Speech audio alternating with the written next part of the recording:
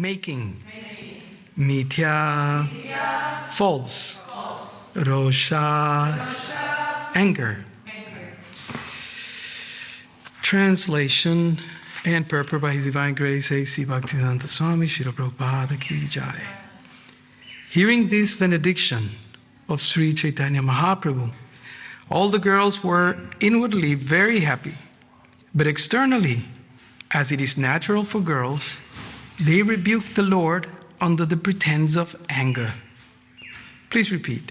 Hearing this benediction of Sri Caitanya Mahaprabhu, all the girls were inwardly very happy, but externally, as it is natural for girls, they rebuked the Lord under the pretense of anger.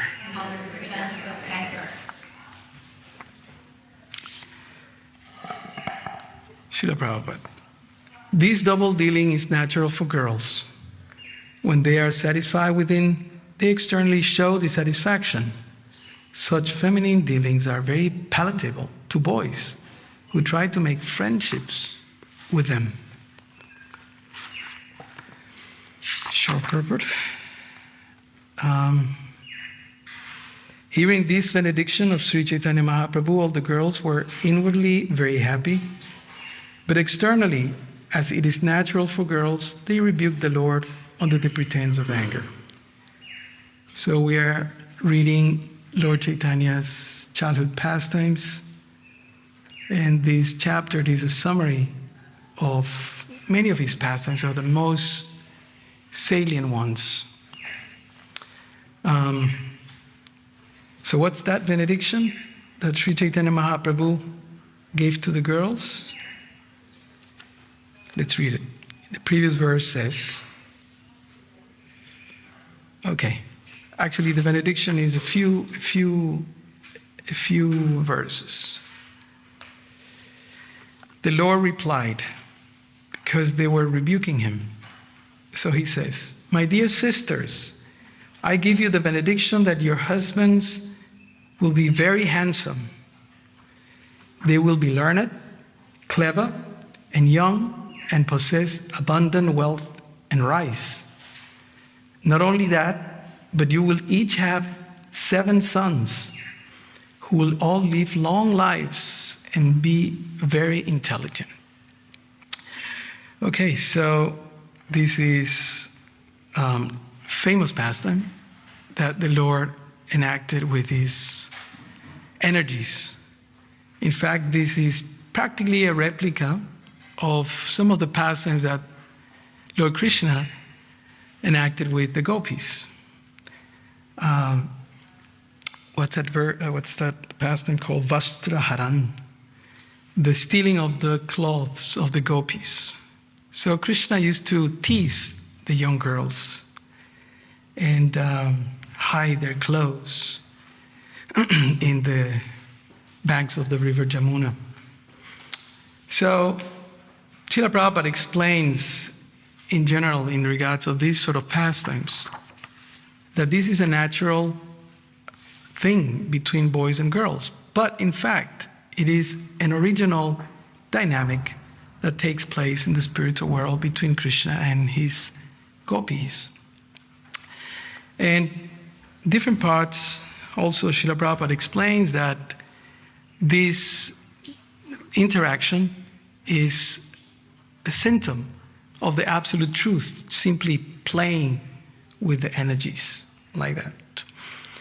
The Lord has 3 energies, antaranga, Shakti, internal energy, bahire, like the first word of the second line, bahire, in the external, bahiranga Shakti, and tatastha Shakti, the marginal energy. So this is Chaitanya Mahaprabhu manifesting his supremacy, even although it appears just like childhood games.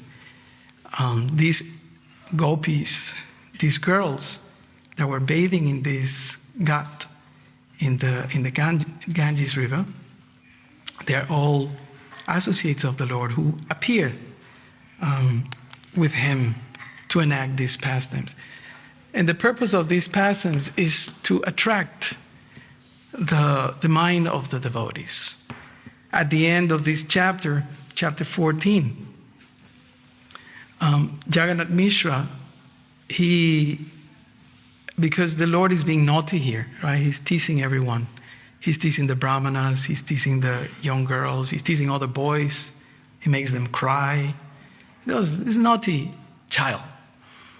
So at the end of this chapter, we will see how everyone is complaining to Jagannath Mishra and Mother Sachi. And Jagannath Mishra, at some point, he has to chastise the Lord because of his actions. So something very interesting happens. He has a dream. And in that dream, a Brahmana comes. And the Brahmana is chastising Jagannath Mishra. He says, you don't know who your son is? He's the absolute truth, the supreme person. And he has appeared as your son, so you should be very fortunate. How you dare to chastise him? Right? This is happening in the dream. And Jagannath Mishra says, even him, he may be a demigod, he may be an empowered being, even if he's a supreme person, I have to do my duty. I am a father, therefore I have to correct him. Bhagavad Gita, the first sections of the Gita emphasize duty, chapter 3 particularly. Karma Yoga. Do your duty, says Krishna, otherwise you will incur in sin. So Jagannath Mishra was very strong about this, and he argued with the Brahmin. Even he's the supreme person, I have to do my duty. So Srila Prabhupada explains in the purport that these leelas, or these pastimes that the Lord manifests, is to 2 or 3 things. One is to give an example. Jagannath Mishra is giving the example. A father needs to be a father. Even the Greeks, the philosophers, they used to say, a man to be a man, a woman to be a woman, etc. Everyone has to be what they are. According to the Vedas, that's the recommendation. So he needs to chastise Lord Caitanya, Nimai, little Nimai. And then there are different interactions like that also with his mother. Just like when Krishna ate some mud, right? And there's the argument, did he eat the mud or didn't he eat the mud? What was it? Is Balaram making things up just to get him in trouble? Yeah? So sometimes the question comes, did he actually eat the mud? But in this pastime and in this chapter is also that replica of those pastimes. And it says kabe, means that he ate the mud. We chew it or swallow it exactly, I don't know. But that's what he says. He ate the mud. And Mother Sachi chastised him. Why are you eating the mud? And he says, and then he presented this philosophy. Everything is mud anyway. Right? You see mud there, and then all of a sudden, from the mud, the vegetables come. So that's a transformation of the mud. So then you cook it, and everything it's mud. So what's the difference between eating vegetables, sabjis, and I just eat the mud? And Mother Sachi was very upset. He started, grabbing a little stick or something and telling him, yes, but if you eat the mud, you'll get sick. That's the proof that you cannot eat the mud. So not everything is one. She says like that. So they were arguing like that. And then little Nimai happily accepted defeat. So he's interacting with his devotees, teasing them, encouraging their attraction for him, because he's so attractive. Krishna means attractive. That's what it is. That's the meaning of Krishna. One of the meanings. There are many meanings. So Sri Chaitanya Mahaprabhu, He's not different from Krishna. He's not an incarnation of Krishna. Sometimes we say he's an incarnation, and sometimes even Prabhupada says he's an incarnation, but he's not an incarnation. And Prabhupada explains he's not an incarnation. He's Avatari, from whom the avatars come. He's Shaktiman, from whom all the Shaktis come, all the energies come. He's the absolute truth. One time, one devotee was about to be initiated, and generally before initiation you have to go and the spiritual master interviews you and makes some questions like that, if you know the philosophy, if you're practicing, different things like that. Sometimes there's questionnaires nowadays. So these devotees were brought just before the initiation, and Srila Prabhupada will ask them, so what is Krishna consciousness? Imagine you have a few seconds to be in Prabhupada's presence, and he asks you, what is Krishna consciousness? What would you say? You just have a few seconds, and then Prabhupada is observing you. So the devotees explain. One of them, I think, was Satyaraj, famous writer in ISKCON. And he explained basically the act of exercising our original constitutional position, serving Krishna, love and devotion. Prabhupada, very good. And then he asked, who is Sri Chaitanya Mahaprabhu? He asked. And then the devotee answered. There were two devotees, so they were taking turns. So one of the devotees answered, he's an incarnation of Krishna. And he says, no, he's not an incarnation. He's Krishna himself. In fact, it's not only Krishna himself, it's Radha and Krishna together. So Radha Krishna here in the center has become Sri Chaitanya Mahaprabhu. And on his right-hand side, it's Balaram. So when we chant Hare Krishna, Hare Ram, Ram refers to Lord Nityananda, Lord Ram, Balaram, and Lord Ramachandra also, Prabhupada and the Acharyas explain. So, Srila Prabhupada asked to those devotees, what is the purpose of Chaitanya Mahaprabhu appearing? Why did he come? He said, why did he appear? So the devotees got quiet, and then one of them said, to make us happy. And then Prabhupada looked at him and says, yes, very good, very good. So then they were paying obeisance, but they were kind of nervous. Imagine Prabhupada's spiritual presence was very, very powerful. I heard many, many devotees, some senior people, sannyasis, many devotees that saw Prabhupada, and it's very impressive, their descriptions. Just see them afar. I heard many. And just by seeing him from the distance in an auditorium or a university hall or something, conference hall, the power and the impression that they had, it was such an impact.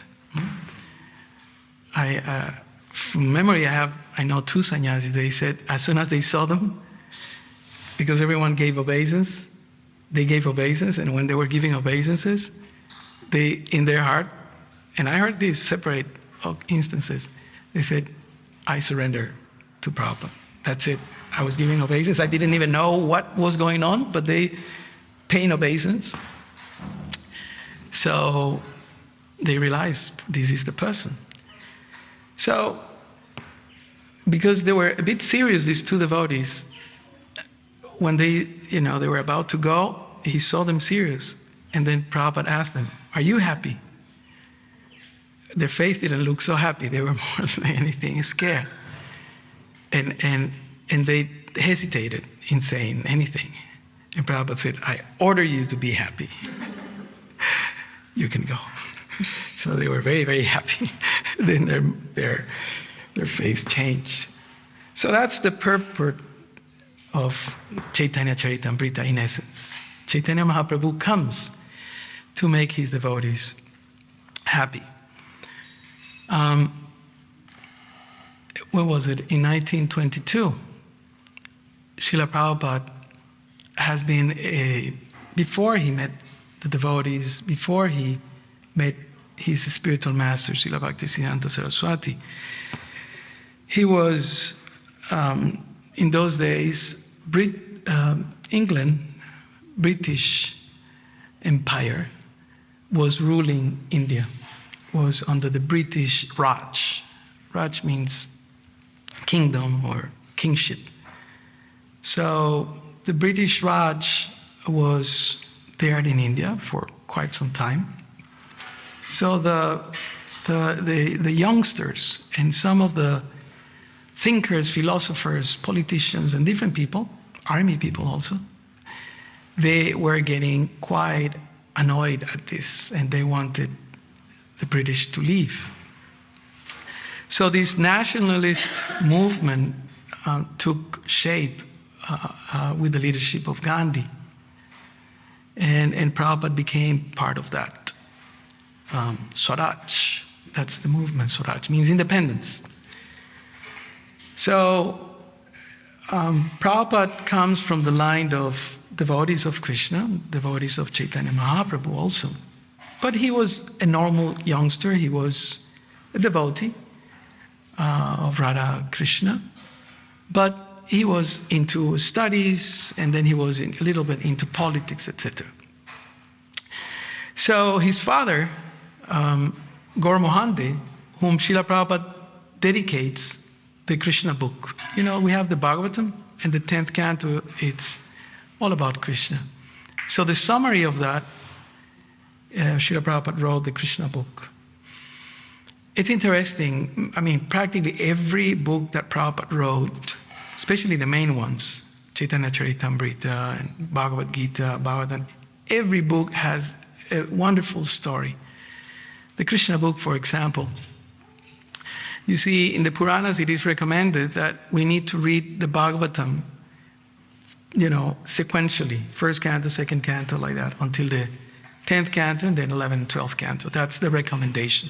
We shouldn't be jumping, open here, open there. No, you have to go through. Just like when you go to primary school, high school, etc. And Prabhupada, I forgot which canto he was translating or was producing at that point. I have the idea that was maybe 5th canto, something like that, maybe between 4, 6, 5th canto. But Prabhupada wanted to produce the Krishna book, right? And he had many manuscripts. He would record. He had writings. You know, for years and years he had been doing this. So at some point he said, "We need to produce the Krishna book." Why? Why do you think that he wanted? He was kind of desperate. Because he didn't think he would be able to be in his body. Yeah, because he already had 2 heart attacks. He already had a stroke. He had some health issues, so he felt that he had to hurry up because there's no time. And he produced the Krishna book before he even reached the 10th canto. In fact, Srila Prabhupada left the planet when he was translating, I think it's chapter 32 or 33, Lord Brahma offered prayers, and that's when Prabhupada left the planet. So he produced this Krishna book because he thought, I cannot go without letting the world knowing about Krishna. I came because of Krishna, so I have to give this to the world. And there are many pastimes about how those boxes arrived. There was a Ratha Yatra. There was a, you know what you call those advanced printing? The copies, advanced copies, they send sometimes, the printers. So in advance, a box, a copy of advanced printing, samples came. And they were so excited. The leaders brought the Krishna book to Prabhupada. He designed the size. You know, if you have seen the old Krishna books, they are quite big, maybe 1/3 bigger than this. And Prabhupada chose the color, chose the picture of Krishna that will go there, the letters, everything. So Prabhupada was really invested in this book. So the book arrived, and there was behind the scene many pastimes, how they were pushing and rushed to the printers.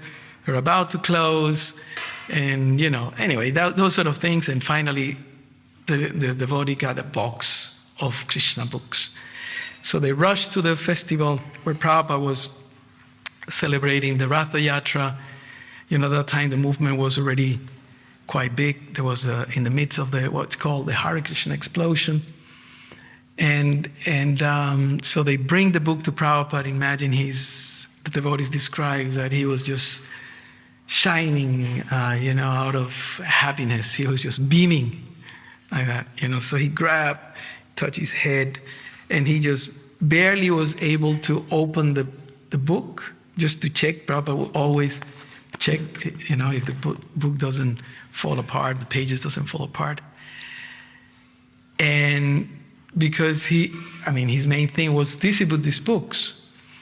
So people start gathering, So he stopped the devotees and the guests, public, start gathering around. So Prabhupada, he says, "You want?" And then the devotees immediately said, I don't know, $10, $20 in those days. It was quite a good sum. And all the $10 bill or $20 bill, I don't know, whatever, it was just coming out, just like a bunch of, and then Prabhupada himself was giving them out. And he distributed all the books. He didn't even keep one for himself. And he has put so much effort into produce this book. And finally he got the book done, and the advanced copy come. Anyone would think, okay, let me keep one for me. He was so ecstatic that he just gave all the books, And then the devotees tell in their recollections, in their memories, that Prabhupada was just so happy. So Prabhupada was happy to have the book, but was even more happy to give it away. That's Krishna consciousness. So in that way, Prabhupada, he was like in full gear, trying to give us as much as he could. So in 1922, as I was saying, he was part of this Gandhian movement, nationalist movement, Swaraj initiative, and his father, whom Prabhupada dedicates the Krishna book, Gaur Mohande, a pure devotee.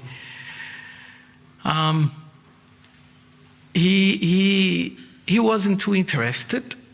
Srila Prabhupada wasn't too interested in the spiritual life at that point. He had his convictions, but wasn't too, keen on taking it up actively like that. And he observed his father, Gaur Mohande, always bringing sadhus. In India, that's quite a practice.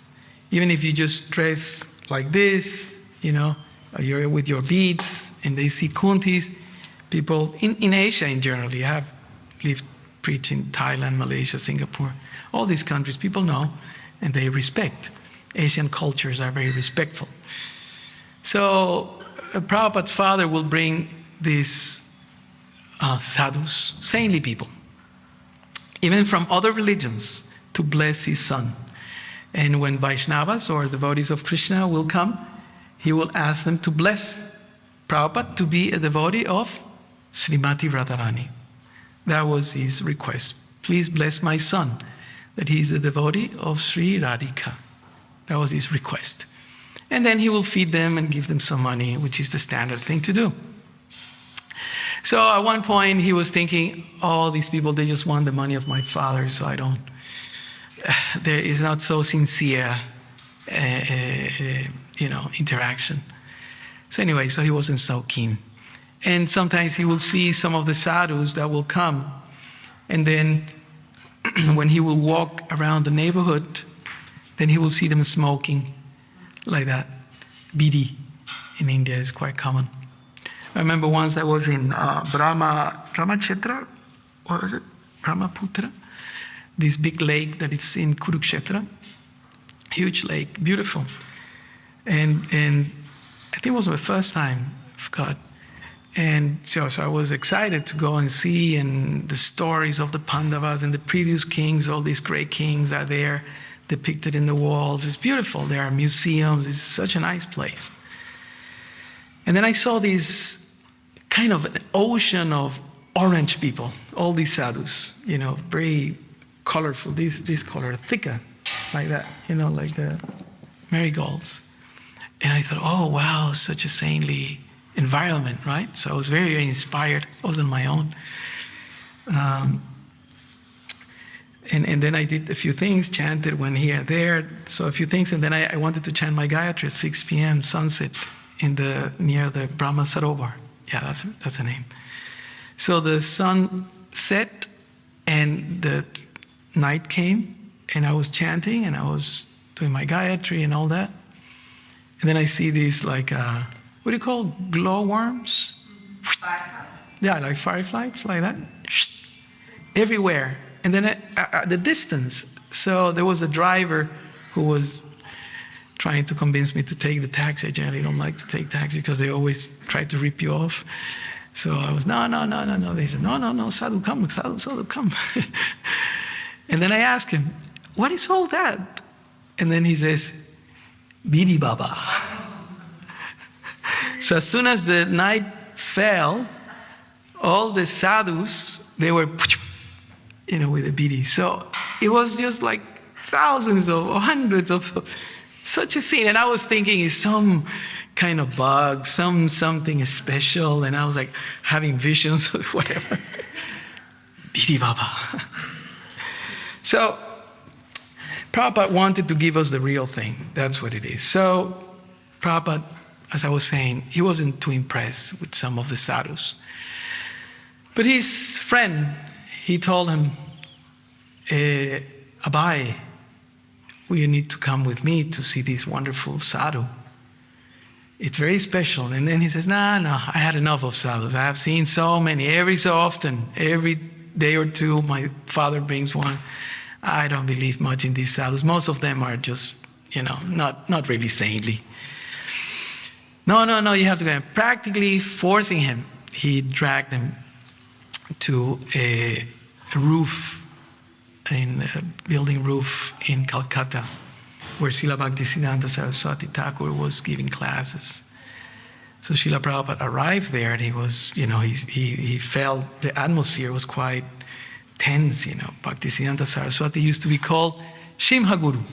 Simha means lion, because he will roar like if there was some argument, Mayavada or deviation, distortion of the pure path of bhakti, he will roar. He will just, not only shout at you, but give you arguments and defeat you with Puranas and Upanishads and logic and like that.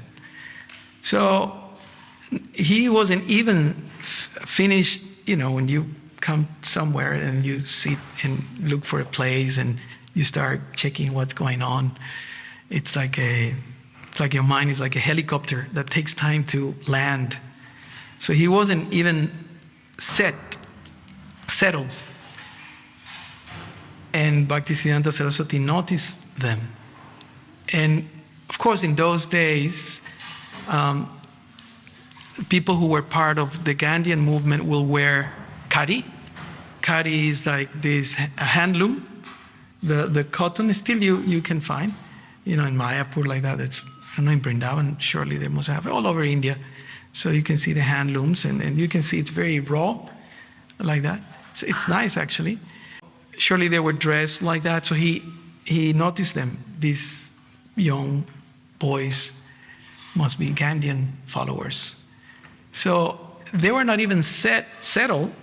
And Bhaktisiddhanta Saraswati told Prabhupada, why don't you preach Lord Chaitanya's message? And Srila Prabhupada was startled. He was, he didn't say anything, but he said, I just arrived. You are educated, young man. You should take Lord Chaitanya's message and take it all over the English-speaking world, he said. And Prabhupada, being intelligent and articulated, and honest, because that was close to his heart, the movement of Gandhi to free India. So he argued, like sometimes young people do. I got 3. and or more. And sometimes they argue. Why should I do that? Why? You know. So he argued. How can we bring Lord Chaitanya's message to the world when we are ruled by a foreign country? First, we have to free our country, and then people will listen. Yeah, good argument, right? And Bhaktisiddhanta Saraswati said, no, Lord Chaitanya's message is so important, and it's not dependent on perfect conditions, on material conditions. This message is so important, it cannot wait. Those were his words. It cannot wait. So I just wanted to connect this urgency that Srila Prabhupada had in producing these books. This Chaitanya Charitamrita I was mentioning, I think last week or 2 weeks ago, how Prabhupada started a marathon, and in a few months, I think it was 4 months, the book was produced. This is 62 chapters. You see, it's a lot. And the devotees didn't know Sanskrit, the devotees didn't know Bengali, but he was there, doing everything with the devotees. In those days, some of you younger people, the systems weren't as easy as today. Anybody now can edit and format and, all these things that you do before you produce a book. But in those days, you can see there are videos there.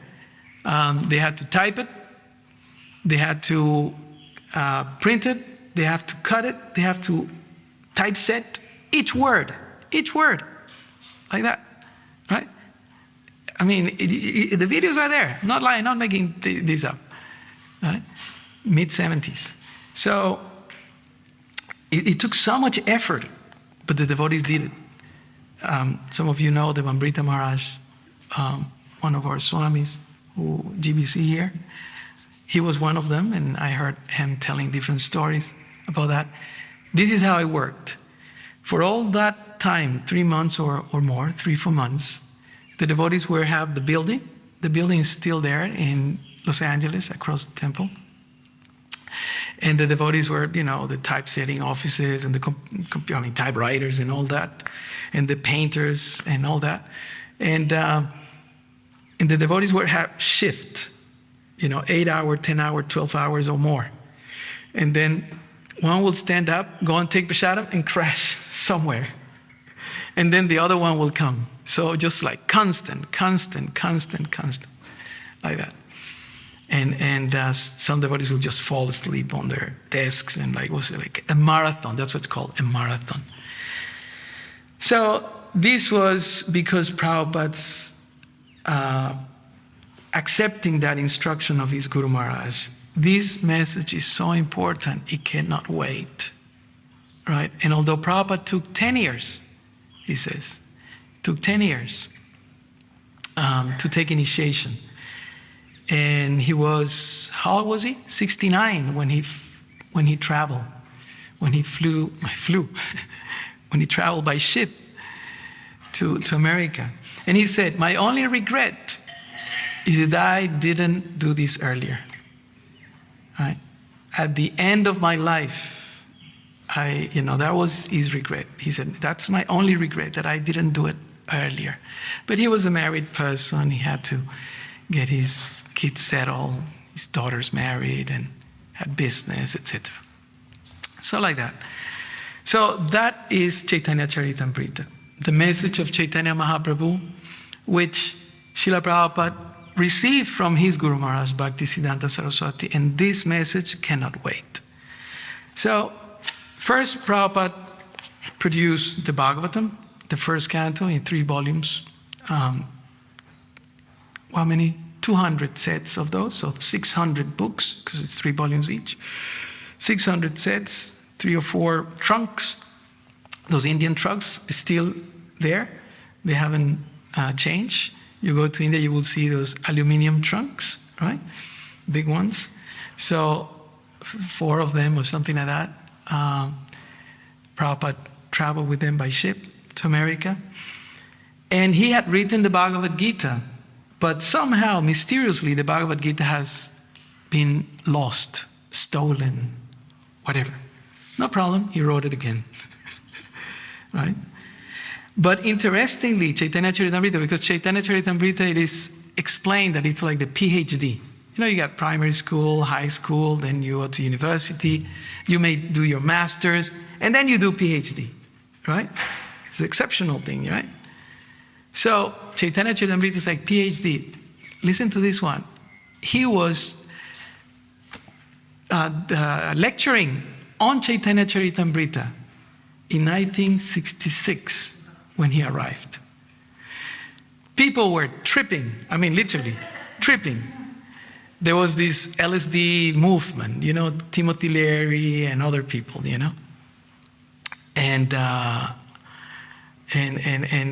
some of the leaders of the drug movement, LSD and other drugs, they will announce on the radio, if you want to have a good landing, right, go to the Hare Krishna temple. So sure enough, 4:35 in the morning, the hippies, after the tripping program, they will come to the temple, and then they will, whatever, chant. And then they will have prasadam, like that. So that was the program. So Prabhupada, 7:30, he will be lecturing on Caitanya Caritamrita. So in 1967, some of you who may be interested in that era, the Summit of Love happened. What is the Summit of Love? Is that the largest congregation of hippies and beatniks and different names, acid heads and whatever, crackheads they say here in Australia. Everybody was there. Everybody was there in San Francisco. That was the Summit of Love, quote unquote. And what was Srila Prabhupada doing? Lecturing on Caitanya Caritamrita. So, if we can go back decades, when that first instance, when that connection happened, when Srila Bhaktisiddhanta Saraswati instructed Srila Prabhupada, he said, this message of Chaitanya Mahaprabhu is so important, it cannot wait. And it does not depend on perfect conditions. Prabhupada would see people becoming psychotic right in the middle of the class. And Srila Prabhupada will just, Hare Krishna, Hare Krishna. And he will, Chaitanya Mahaprabhu in Nityananda. So he took that instruction and applied it, to the dot. And what is that instruction? Chaitanya Mahaprabhu's, he didn't write any books. He basically chanted, and he taught his disciples, the 6 Goswamis. The 2 leaders of the 6 Goswamis are in the right hand picture, Rupa and Sanatana. They are the oldest. And they are there also in the altar, parampara. So he instructed them, and then he presented the philosophy of Krishna consciousness and the practice of Krishna consciousness through Rupa and Sanatana. So Srila Prabhupada summarized, he was so into making things easier. So this whole book, I don't know exactly how many thousands of verses, he summarized in a book called Teachings of Lord Chaitanya. So if you don't want to read the whole Caitanya Caritamrita, this is just a selling line. Just read the Teachings of Lord Chaitanya. And there are a few books that are produced mainly from those teachings. We have 3 books. Teachings of Lord Chaitanya, it's one. It's not only Rupa Goswami that he taught, but it's also Sanatan, Prabhupada Saraswati, Sarvabhauma Bhattacharya, and a few others. Then we have Nectar of Devotion, that's another big one. And then we have also Nectar of Instruction, Upadeshamrita. Anybody knows what Amrita means? Nectar. Amrita means, in Sanskrit, I know some of you are very much liking Sanskrit. In Sanskrit, the A means what? A. Huh? No, yeah. Not. A. Amrita means what? It's not nectar. Ah? Yeah? The ultimate poison, death. Mrita means death. Mrityu Loka, this beautiful place where we are standing, it's Mrityu Loka. Mrityu Samsara Varmani. It's a samsara, it's an ocean of repeated birth and death. Right? So Amrita means eternal, no death. But it's called a nectar. So Amrita means the nectarian pastimes of Sri Chaitanya Mahaprabhu. Why? Why that name? Because Prabhupada explains, by hearing these pastimes, we will achieve eternity. We will achieve bliss, eternal life.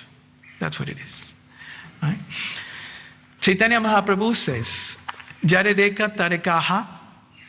Everybody you see, deka. Who is going to Mayapur? Anyone going to Mayapur soon?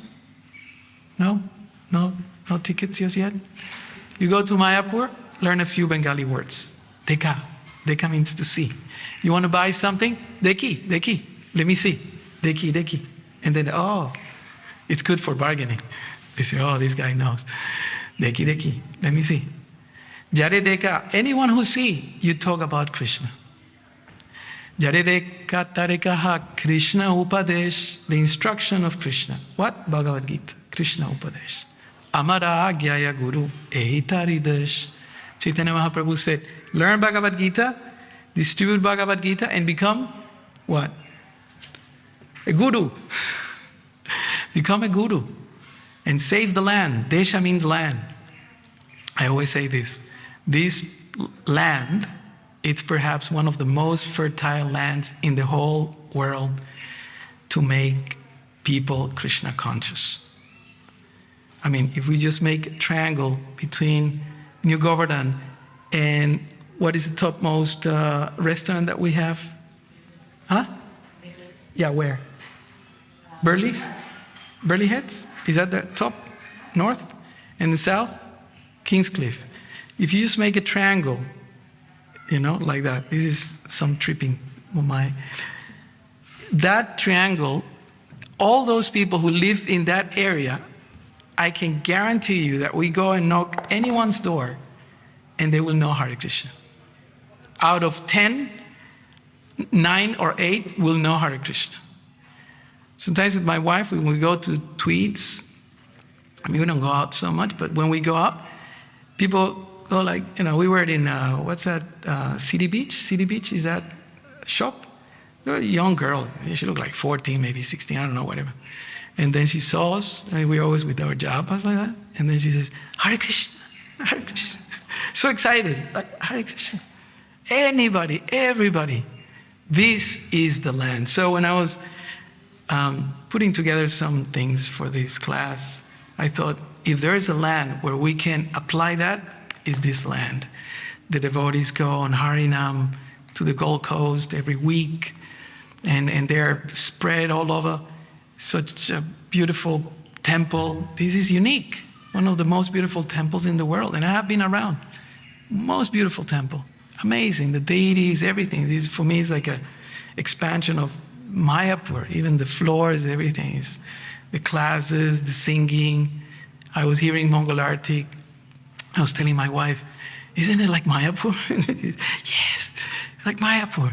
And we generally don't say that. Everywhere we are, we miss Mayapur so much. But here, it's the only place that we can feel that it's like almost Mayapur, like that. So this is what Chaitanya Mahaprabhu came to do. What did Srila Prabhupada said that he came to do when he asked the devotees in New Vrindavan, I think? When he asked them, what is the purpose of Chaitanya Mahaprabhu coming? Who remembers? To make them happy. And then he asked, are you happy? And then the devotee, I order you to be happy. Kevala Ananda Kanda. That's what the acharyas sing about Chaitanya Mahaprabhu. They just came to make us happy. Kevala Ananda Kanda. Ananda, as you know, Satchit Ananda, all the yogi students should know this. Satchit Ananda. This is the process of happiness. Only being happy. That's all what Chaitanya Mahaprabhu wants. See, people are clapping. Okay, so we stop here. There's a few seconds. If there's any questions, any corrections, comments, anything else? All good? All good? Okay. Srila Prabhupada said, if there's no questions, what does it mean?